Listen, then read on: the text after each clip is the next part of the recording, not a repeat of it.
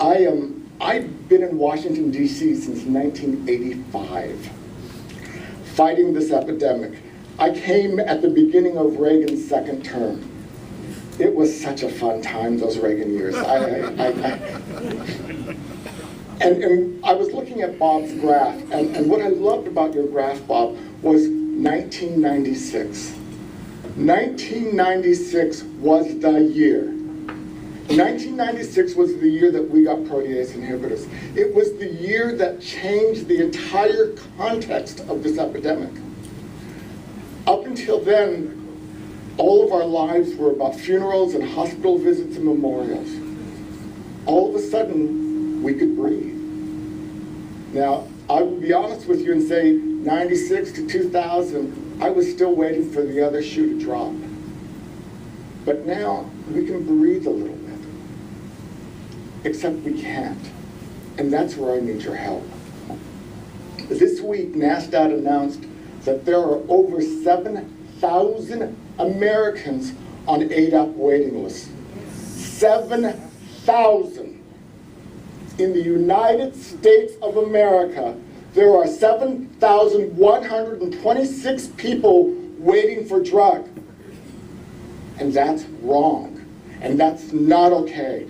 And you all are both the people who have to experience it and the people who should be holding the leadership accountable for the fact that this is wrong and that we need all of your voices to say no more.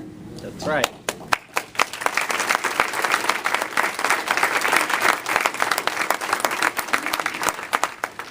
You see, I want you to have that friendship among each other. I want you to have that sense of collegial, I want you to have that sense of, I'm there for you, but I also want you to be there for that person who just got diagnosed and who was scared shitless. I want you to be there for that person who's on a waiting list and trying to figure out how do they get into a patient assistance program and what does this mean to my drug. There is, in Puerto Rico, the situation has gotten so difficult that people were only being given 5 days of drug at a time. And they would have to come back every 5 days and stand outside in line for almost 2 hours waiting for their next 5 days. That's wrong. And what we have now in front of us is a moment that's going to test our leadership. But we can't do it without you, because you're the real voices. You're the people on the front lines who need to tell your leadership the truth about your lives. I'm scared about what's going to happen in Washington. I have to tell you, I've been there for 20 years, and I've never seen it as difficult as it is right now. I've never seen the level of vitriol that we currently have. They don't care if you die. And you need to know that. That's right. They do not care. And sometimes I think we forget that. I mean, I forget that. I always believed that at the end of the day, we would do the right thing. I always, at least I hope that in my heart. Well, now I need your help to make sure that we do. Now I need you all to stand up and tell your elected officials to do the right thing. Because it's not just about you. It's about your friends, it's about your family, and it's about the people that you love. And that until you stand up and tell your story, we are never going to fix this problem. And I know that it's very scary. I know that disclosure is a very scary thing to do. I know that the shame and stigma attached with being on a waiting list, the shame and stigma attached of not having access to health care, the shame and stigma attached of being one of them is very powerful. But you see, that was what made Marty so amazing. Because in that moment, when there was all this shame, when there was all this sadness, he stood up and said, I will be counted. And I guess that's what I need from all of you. I need you to stand up and say, I will be counted. My voice matters. This is what's happening to me. Because when you do that, you transform not just your life, but the lives of your friends and the lives of the people in your community. And the power of meetings like this is that you get to build this relationship with each other. But the true success of this meeting is when you take that relationship and bring it to the bigger world. You know, if we keep it all here in Fort Walton Beach, you know, that's a good thing. But if we take it to the world, that's a great thing. Yeah. And, yeah, wow, that's exciting.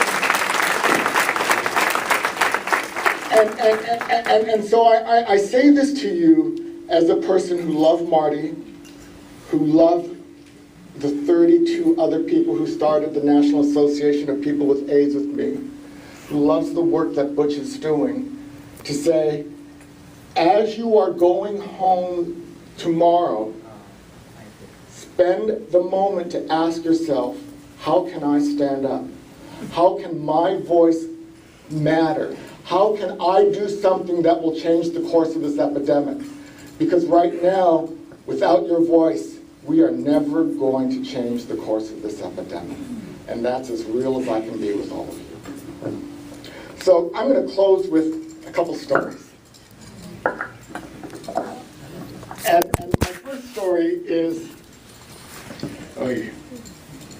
so, you know, truly, when you're the oldest queen in the world, this is the lesson I got on how to be brave. Because I think bravery and courage are the defining factors in this epidemic, and what makes the difference between people who just live and people who contribute. So there was a rap group, I don't know if you know, they're called Salt and Pepper. We love Salt and Pepper. They had this song called Let's Talk About Sex. So for my agency, the National Minority AIDS Council, they changed the words.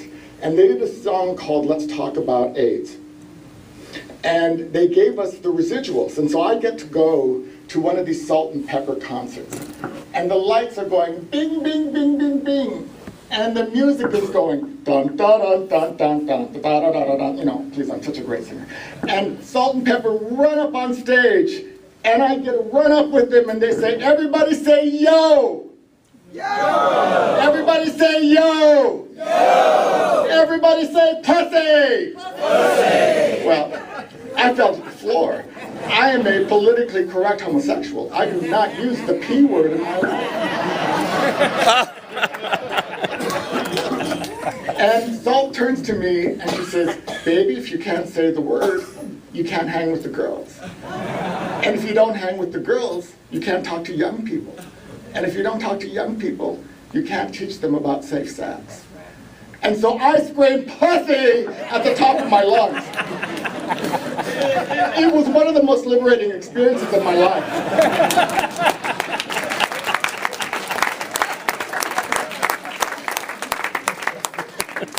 And I tell you that story because I need each and every one of you to have the courage to scream pussy in a crowded room. You'd be surprised. You would be surprised what it does for your life. It has completely liberated me. I now feel comfortable in saying that word everywhere I go. My mother looks at me like, you're saying that word again? Pussy, pussy, pussy, pussy, pussy. You know, and as a gay man, it's not a word that comes into my vocabulary very much. But that is the courage to change the world.